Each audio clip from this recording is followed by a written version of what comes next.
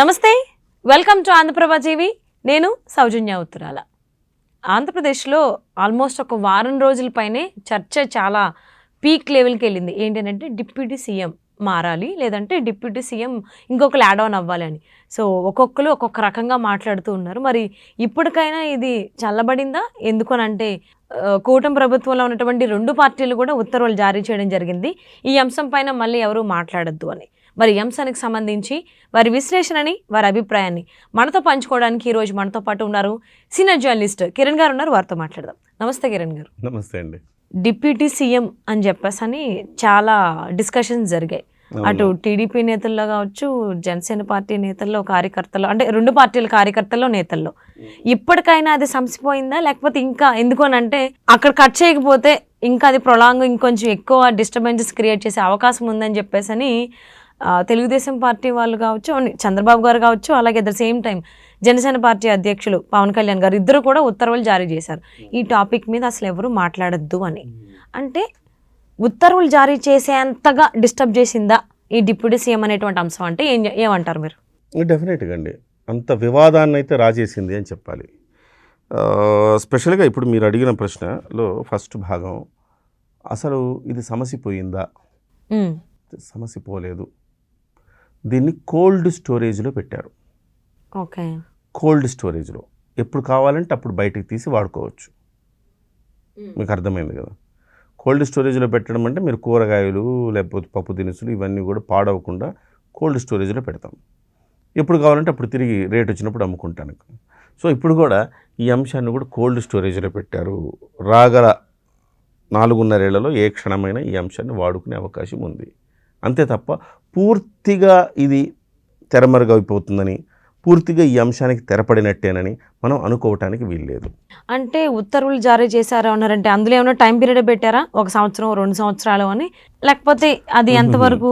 అంటే ఈ అంశం మీద ఎవరు మాట్లాడద్దు అన్నారు చంద్రబాబు గారు, పవన్ కళ్యాణ్ గారు కూడా అన్నారు. అవును. కానీ అసలు ఈ అంశం ఎందుకు చర్చకు వచ్చింది? దీని వెనుకున్న అంశాలేంటి? దీని వెనుకున్న వ్యక్తులు ఎవరు?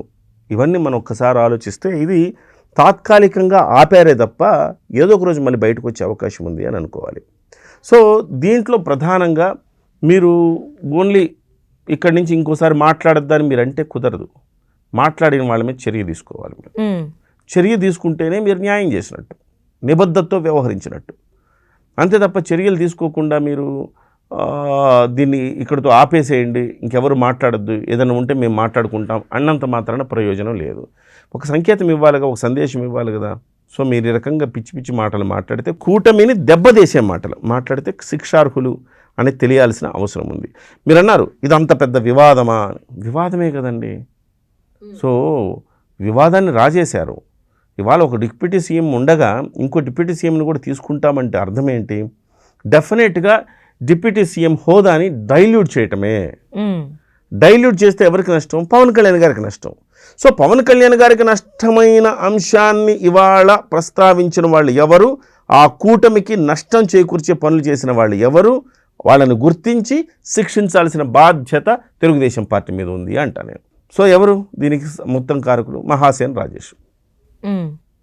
మహాసేన రాజేష్ అంటే మీ అందరికీ గుర్తొస్తుంది, గతంలో 2024 ఎన్నికల ముందు ప్లేట్ ఫిరాయించి జనసేన పార్టీకి ఎవరు ఓట్లు వేయొద్దు అని చెప్పేసి వాళ్ళ హుకుం జారీ చేశాడు.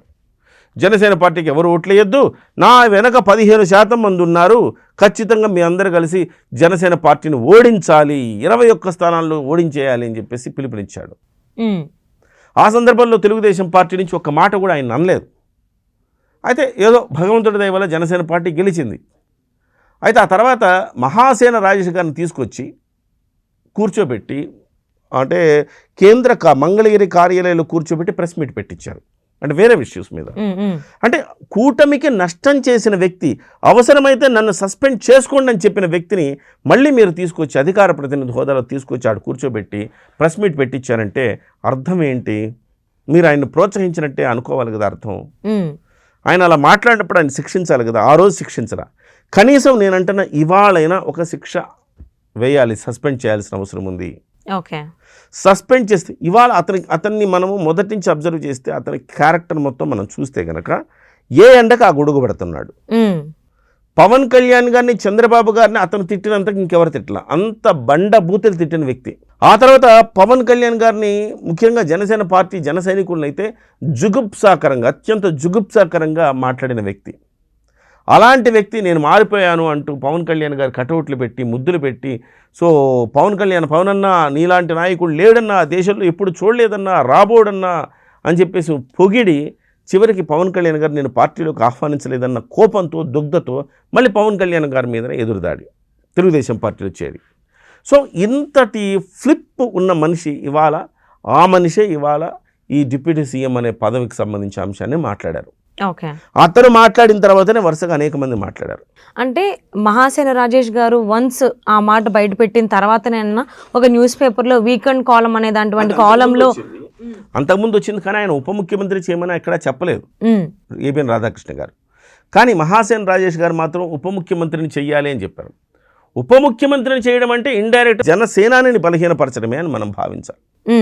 ఆ రకమైన స్టేట్మెంట్ ఆయన ఇచ్చిన తర్వాత అనేక మంది రెచ్చిపోయి స్టేట్మెంట్ ఇచ్చారు. చివరికి ఇది చేయి దాటిపోతోంది అనుకున్నప్పుడు చంద్రబాబు నాయుడు గారు స్పందించారు. బట్ చాలా మందిలో ఉన్నది ఏంటంటే, పొలిట్ బ్యూరో సభ్యుడు శ్రీనివాసులు రెడ్డి గారు స్టేజ్ మీద నుంచి అడిగినప్పుడే చంద్రబాబు నాయుడు గారు ఖండించి ఉండాల్సింది, అప్పుడు ఖండించలేదు. సో ఇవాళ కొంచెం చేయి దాటిపోయే పరిస్థితుల్లో అమిత్ షా సూచన మేరకే ఆయన తిరిగి ఈ రకంగా రియాక్ట్ అయ్యారన్న మాటలు కూడా వినపడుతున్నాయి. ఓవరాల్గా ఈ మొత్తం వ్యవహారంలో కల్ప్రిట్ ఎవరైతే ఉన్నారో, మొదటి కల్ప్రిట్ మహాసేన రాజేష్, ఆయన్ని సస్పెండ్ చేస్తే తప్ప తెలుగుదేశం పార్టీ నిబద్ధత, నిజాయితీ జనానికి వెళ్ళదు అని నేను చెప్తున్నాను.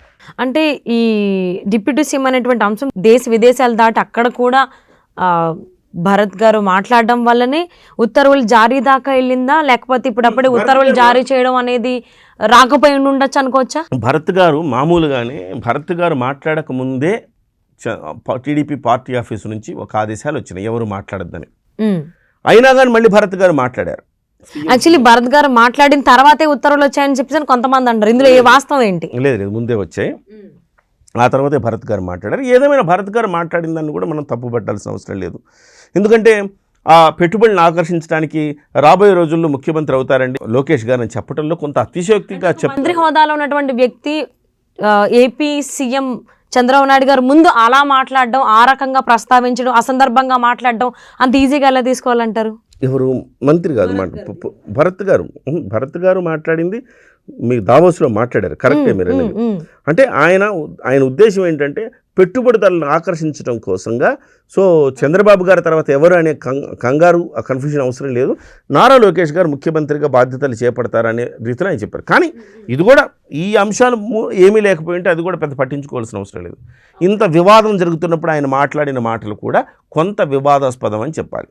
ఓకే, ఏదేమైనా చర్యలు అయితే మొదలుపెట్టాలని నేను భావిస్తున్నా. చర్యలు మొదలుపెట్టాలి. మహాసేన రాజేష్తోనే తెలుగుదేశం పార్టీ చర్యలు మొదలుపెట్టి తన చిత్తశుద్ధిని నిరూపించుకోవాలి. ఇది ఏదో యాదృచ్ఛికంగా మహాసేన రాజేషే చేసింది తప్ప మా ప్రమేయం లేదని అధిష్టానం చెప్పుకోవాలంటే ఖచ్చితంగా మహాసేన రాజేష్ మీద ఎంతో కొంత చర్య తీసుకోవాల్సిన అవసరం అయితే ఉందని అనిపిస్తోంది. సో మరి చూద్దామండి, ఇకపై ఎవరైనా మాట్లాడితే ఈ అంశాన్ని లేవనెత్తితే వాళ్ళ మీద చర్యలు తీసుకుంటా ఉన్నారు ఇరు పార్టీలు కూడా. మరి ఇంతకు ముందు దానికి సంబంధించి ఎవరైతే ప్రారంభించారు ఈ చర్చని వాళ్ళ మీద చర్యలు తీసుకుంటారా, తీసుకోరా? ఇకపై ఎవరైనా స్టార్ట్ చేస్తే వాళ్ళ మీద తీసుకుంటారని చూద్దాం. Thank you so much Kiran గారు. నమస్తే అండి.